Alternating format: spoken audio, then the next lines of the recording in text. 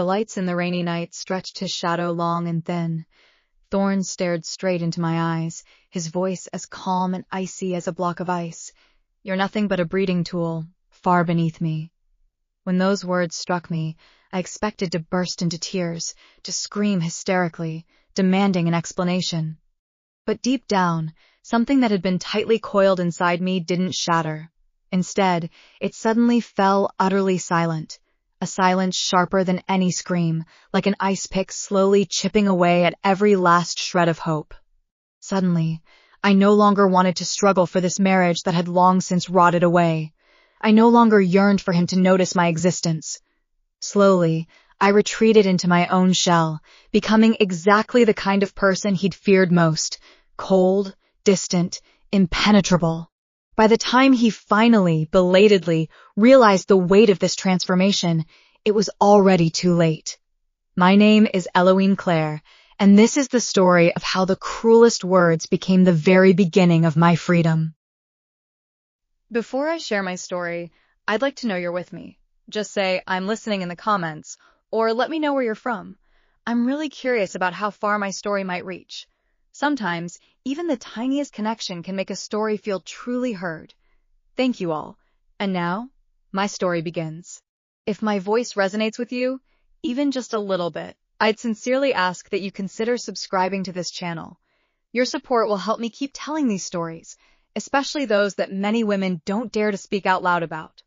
Now, let me take you back to that night when everything changed.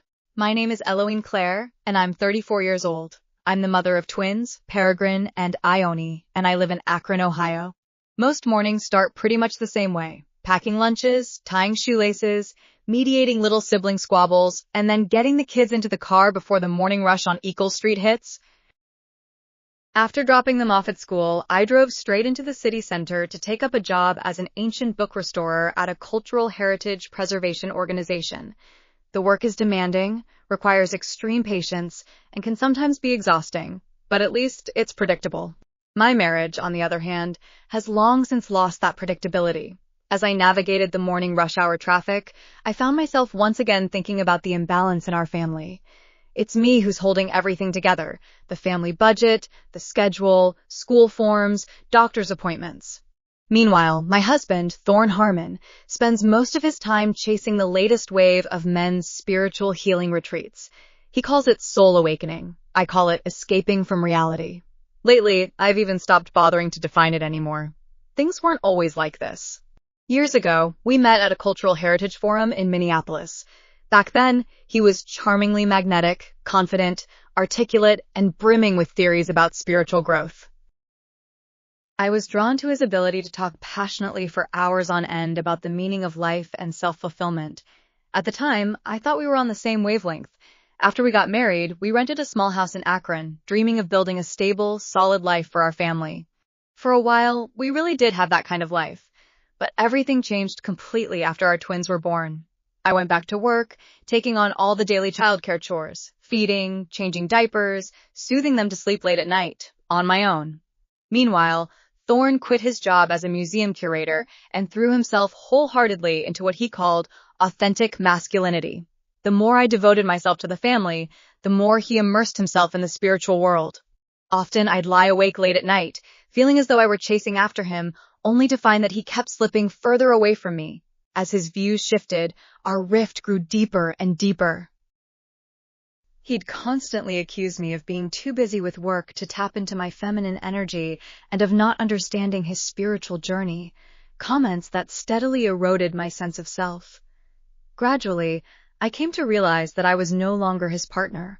Rather, I'd become the anchor that held him back, a source of resentment and entanglement. What he called transcendence was, for me, nothing more than relentless emotional distance. There's one moment I still remember vividly. Once, when he was attending a healing retreat, I went to deliver something he'd forgotten, and there, right in front of me, I caught him giving a peculiar look to a woman named Serafina Cole. That look lingered for half a second, strangely tender, a look he hadn't given me in years. My intuition told me there was something brewing beneath the surface, but I deliberately chose to ignore it. Still, That uneasy feeling took root deep within me, like a bruise that just wouldn't fade. It was the first time I sensed the unmistakable signs of betrayal. Life didn't collapse all at once. Instead, it slipped quietly into misalignment. Thorne started coming home later and later, always making excuses, like saying he had to lead men's growth workshops or some such thing. Even his attire had changed, cotton linen shirts, crystal bracelets, almost as if announcing, "I've attained enlightenment." Dinner conversations grew increasingly sparse, occasionally interrupted only by empty jargon like starlight connection. He rarely talks to me, yet he always mentions women in his circle who understand him, and clearly, I'm not one of them. The children started asking why Dad never comes home for dinner, and each time, I found it hard to give an answer that didn't sound like a reproach. Then, the first clear signal appeared. Serafina posted photos from another healing retreat, group shots bathed in sunshine, scenes of everyone sitting in a circle for meditation, and tucked almost invisibly into the frame was the reflection of Thorne in the window, standing closer to her than anyone else, far too close. I felt both curious and uneasy. That night, I checked his messages and discovered a chat thread labeled Spiritual Resonance. The language within had long since crossed the boundaries of mere friendship. Though there was still no physical infidelity, the level of intimacy was something he'd never shown me in all the years we'd been together. This realization hollowed out my heart, yet on the surface, I gave absolutely no indication of how deeply it affected me. The nights grew heavier. I'd stand in front of the bathroom mirror, scrutinizing myself, as if I were looking at someone once very familiar, yet someone I hadn't contacted for years. I kept asking myself, what part of me had changed, or perhaps disappeared, that had turned our marriage into what it was today? Rather than confronting him directly, I found myself observing more and reacting less. Observing seemed safer than engaging in conversation. Deep down, I sensed that he'd long since begun to see me as someone spiritually inferior, someone who stood in his way and held him back. The second blow turned my suspicions into hard facts.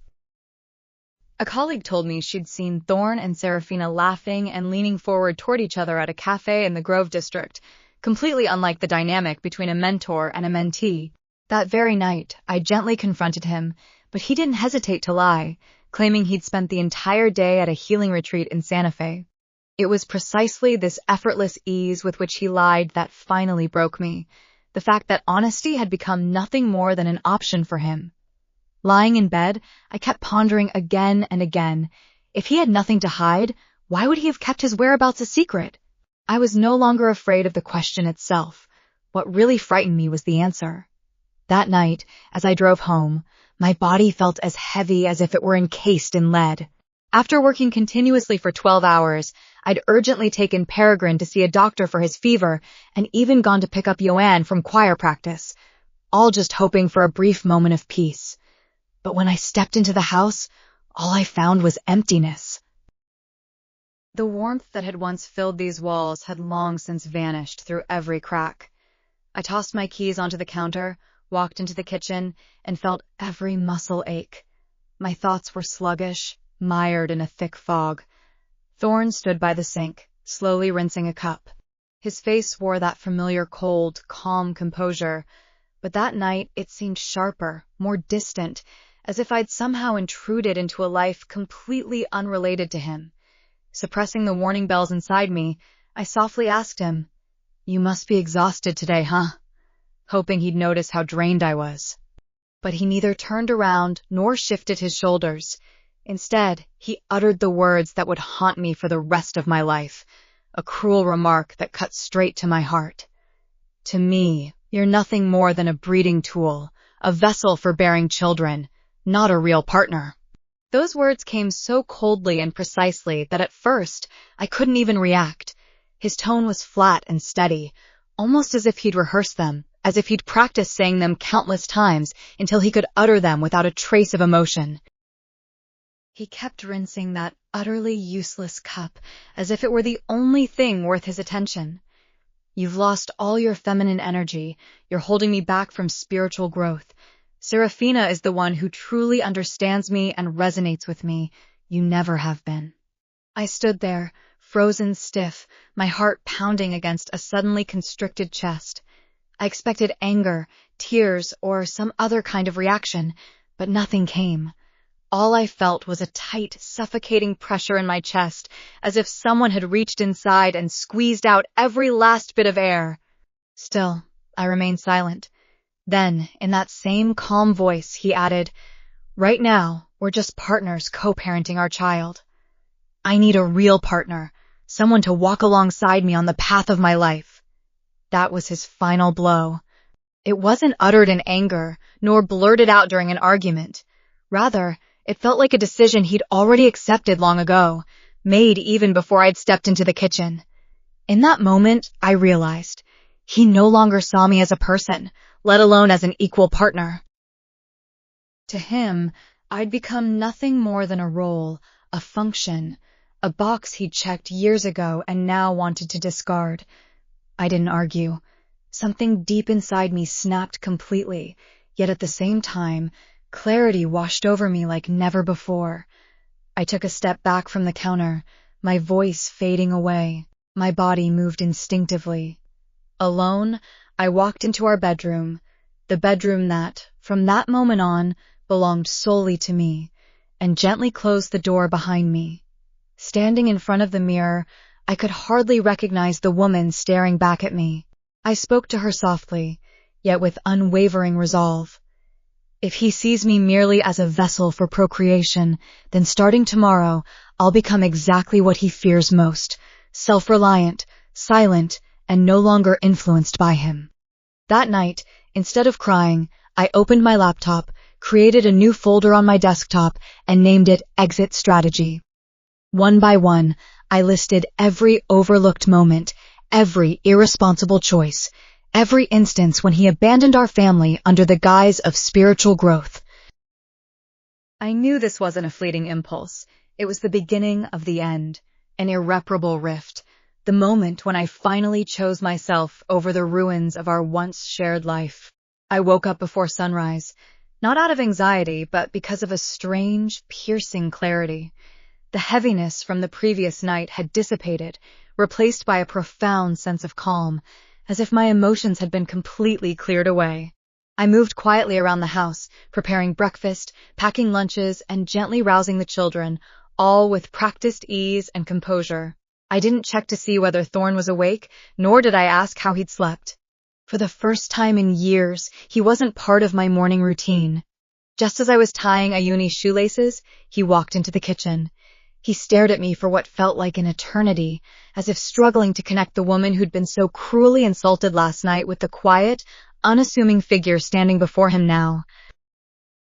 Finally, he spoke, his voice tinged with hesitation. "Do you want to talk about what happened last night?" "No," I said simply, not coldly, just stating a fact. His reaction to this one-syllable reply unsettled him.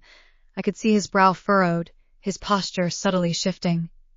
What he'd been expecting was anger, tears, or any intense reaction that he could later use to prove I was emotionally unstable, but all he got was indifference. Once the kids were ready, I grabbed the keys and left the house without waiting for him to say another word. On my way to work, I laid my phone face down on the desk, deliberately ignoring the messages he usually sent, about dinner or our schedule. I stopped caring whether he came home or not. I stopped updating him on the kids' progress. I even stopped telling him that the institution wanted me to attend an important antique book restoration workshop in Minneapolis next month, a chance I would have naturally shared with him before. Silence had become my new language, and it was the only language he deserved. Every night, after the kids fell asleep, I'd open the Exit Strategy folder, meticulously recording Thorn's travel schedules, his absences from family events, keeping screenshots of his inappropriate messages to Serafina, and documenting his disparaging remarks about me. Words stripped away the power of his chaos, and he grew increasingly uneasy. He began to notice my subtle changes, my more refined attire and my posture, which had become more relaxed and graceful. One evening, when my colleague and I returned late, he almost accused me of taking too long. I calmly replied, "The distance you've asked for, I'm giving it to you." For the first time, his words left him at a loss for words. Using the need for quiet solitude to focus on work as an excuse, I moved into the guest room, taking full responsibility for childcare on my own and helping our child adjust to having me as a steady, reliable presence. During my lunch break, I met with my lawyer, remaining calm throughout the entire conversation. One night, while taking out the trash, I heard through his slightly open car window his tender confession to Serafina, "You're my soulmate, and always have been." I wasn't shocked or heartbroken. Instead, I simply confirmed that he'd made the choice to betray me willingly. At that moment, it became even clearer to me that it was time to find a safe harbor for myself. Silence allowed my mind to become sharper and more strategic. No longer reacting impulsively, I now approached the situation methodically and systematically. After dropping the kids off for the day, I didn't head to the agency. I instead hired a private investigator and asked him to track Thorne's itinerary for his next Santa Fe healing retreat, documenting the other participants, accommodations, and activities. To the investigator, it was just another run-of-the-mill case, but for me, it was a bridge connecting my suspicions to the truth.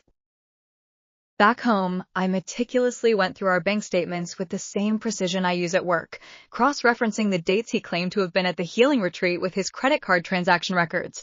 The results revealed numerous inconsistencies. On days he swore he'd been out of town, there were charges made in Akron, there were multiple purchases at boutique stores I'd never even heard of, and there were regular transfers labeled spiritual healing. I also searched through all school-related emails from the past year, and not a single one had been sent to her. They were all addressed to me. Every single reminder, every emergency pickup, every parent-teacher meeting. He had long since quietly stepped away from the fatherly role he'd claimed to cherish. A few days later, the detective called. His voice was calm and professional, yet the message he delivered still made my chest tighten. Thorne and Serafina had arrived at the healing retreat in Santa Fe in the same car, and they'd left together too. The detective had taken photos of them checking into a nearby hotel. Though they'd booked separate rooms, they were on the same floor, and their reservations had been made within minutes of each other. He said he hadn't found any overt signs of physical intimacy, but the kind of closeness he described had already gone far beyond that of ordinary colleagues. Their body language spoke volumes. I'd expected to feel angry, but deep down, I felt more like I'd finally confirmed something, like a piece of a puzzle slotting perfectly into a spot I'd long anticipated. The next morning, I opened my inbox and saw a message from Serafina. Her tone was laced with a spiritual sense of superiority, cloaking her self-righteous compassion in gentle words.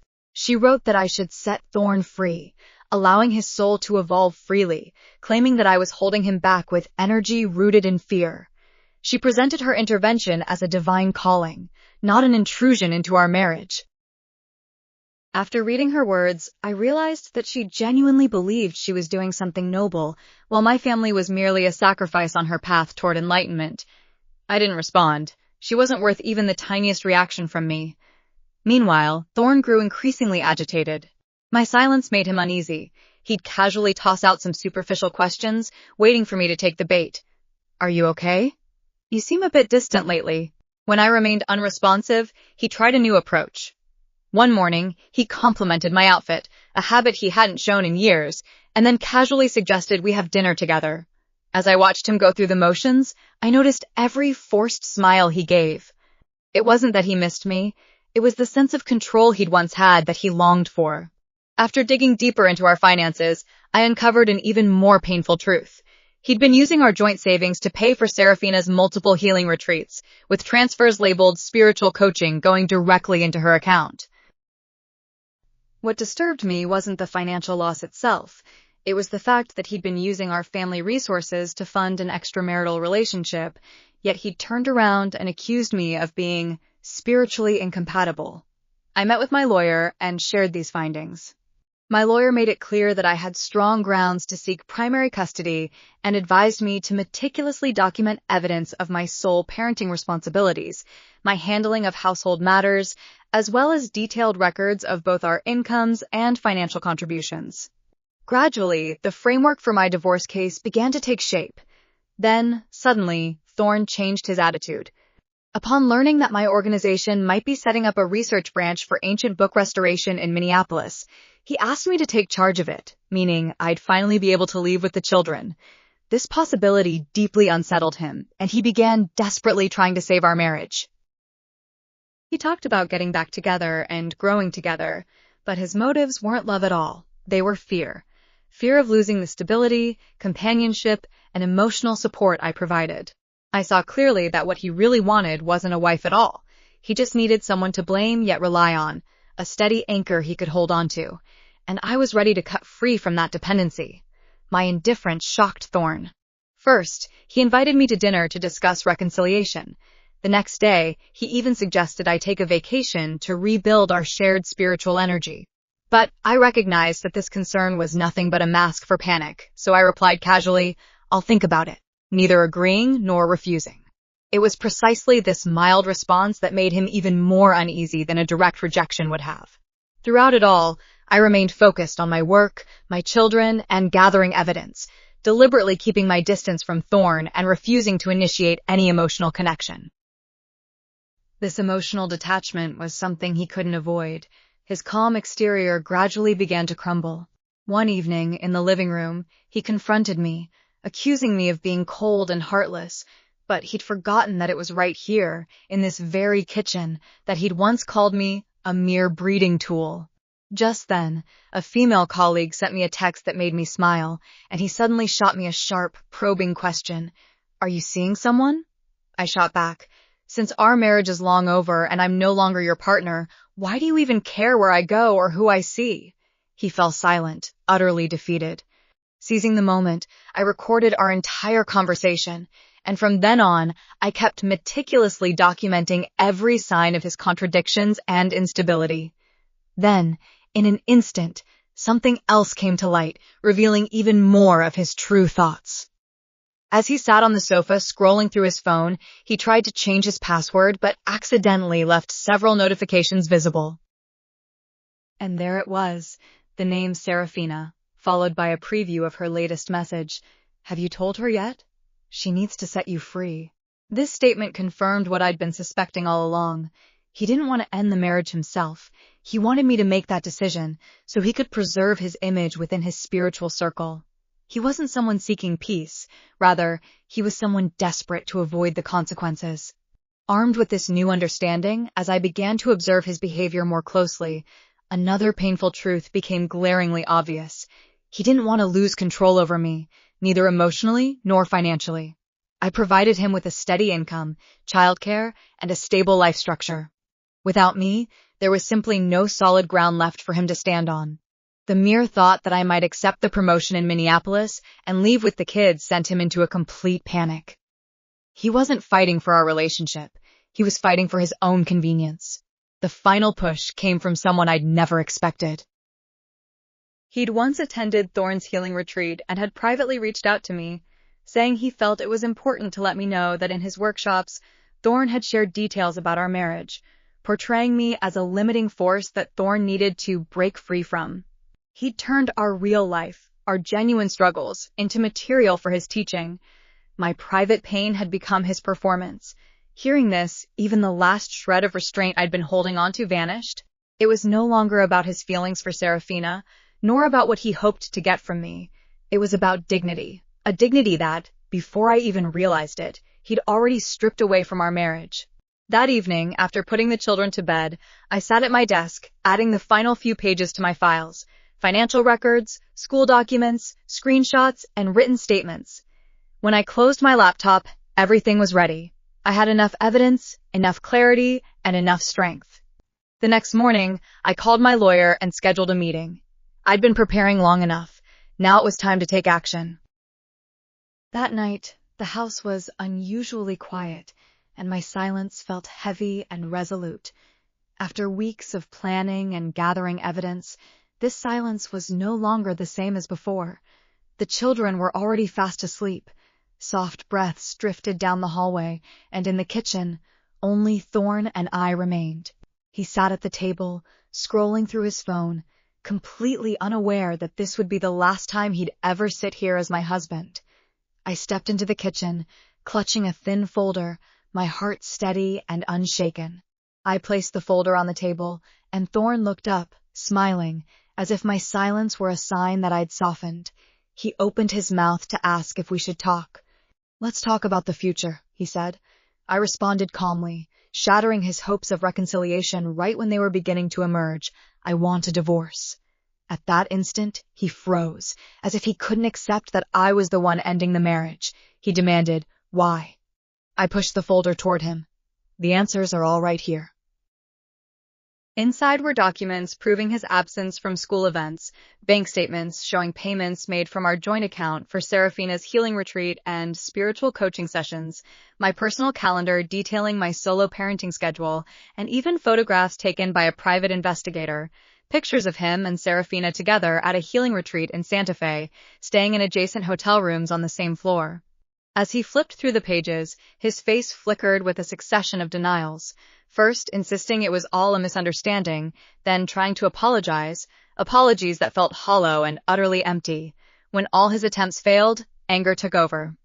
He claimed I was exaggerating, making a big deal out of nothing. I didn't argue. My silence made him even more uneasy than any words could have. Then, in a surge of anger, he revealed his true nature. "I'm growing. I'm undergoing spiritual evolution. Yet you choose to leave?" he snapped. "You're sabotaging my progress." His accusation didn't hurt me at all. On the contrary, it only made me clearer-headed. For years, he'd expected me to be his cornerstone, while he himself floated above responsibility, calling it enlightenment. Tonight, he saw that cornerstone beginning to slip away from him. "I'm asking for primary custody," I said, my voice steady and firm. "It's me who's raising them. It's me who's providing for them. I want a life where I'm no longer treated merely as a vessel for their birth." He scoffed and made one last feeble threat.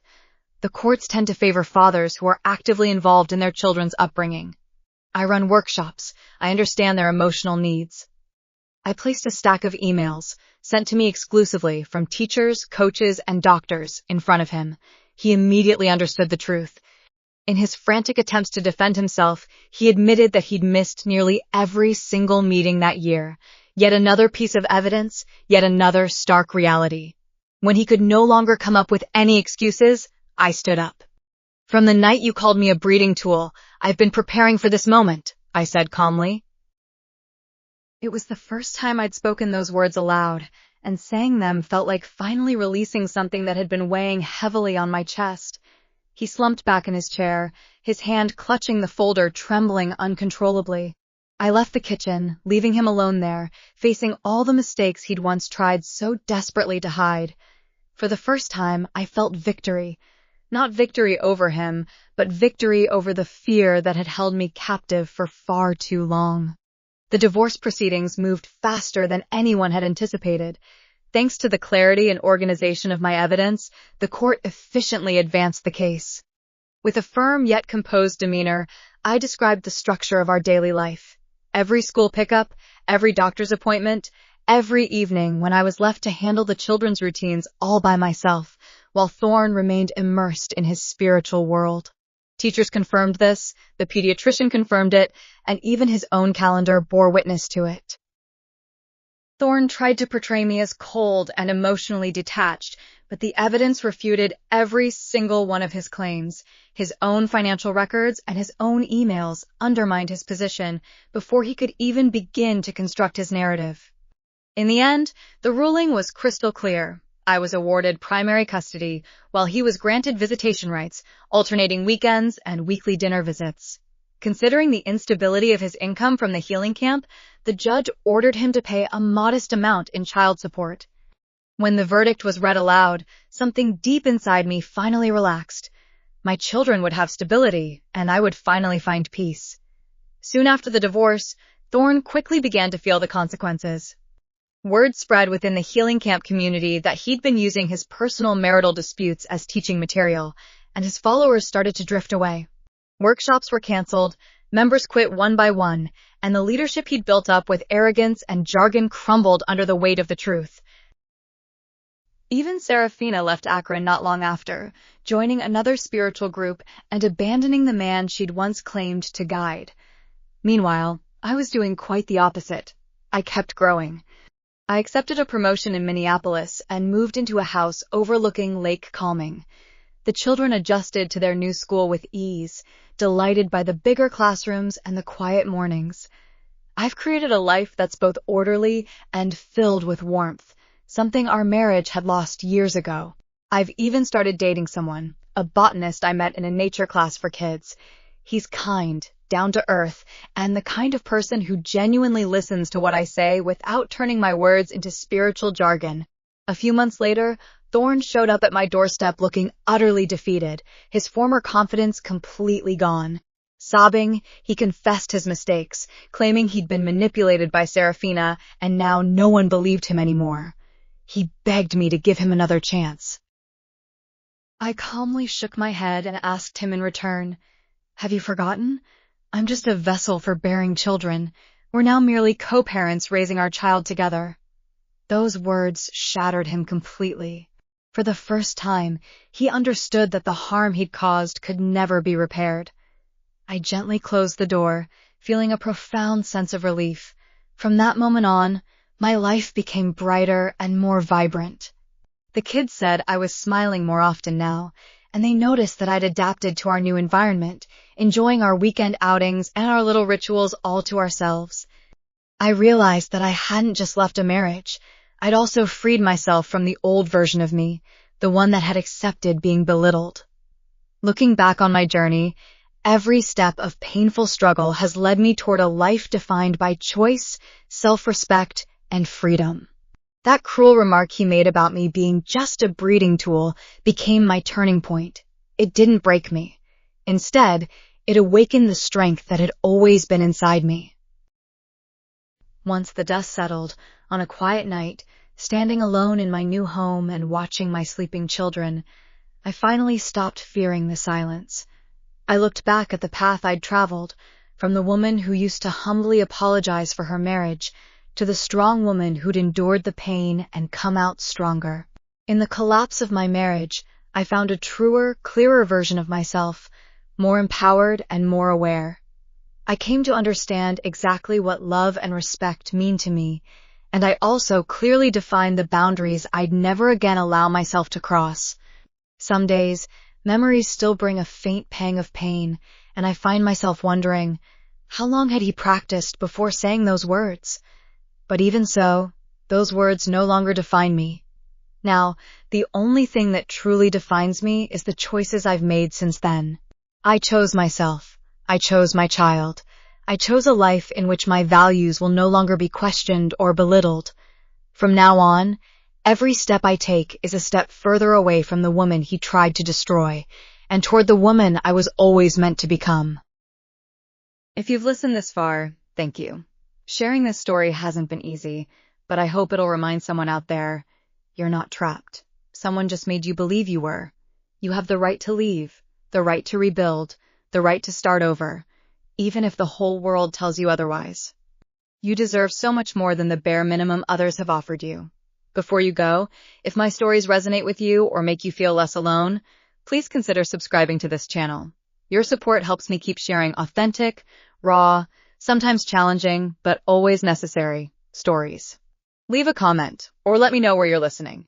You'll be surprised at how much strength it can give you just knowing that someone is there, listening, and supporting you. Thank you for being here. No matter what stage you're at in your own story, I hope you'll choose yourself, too.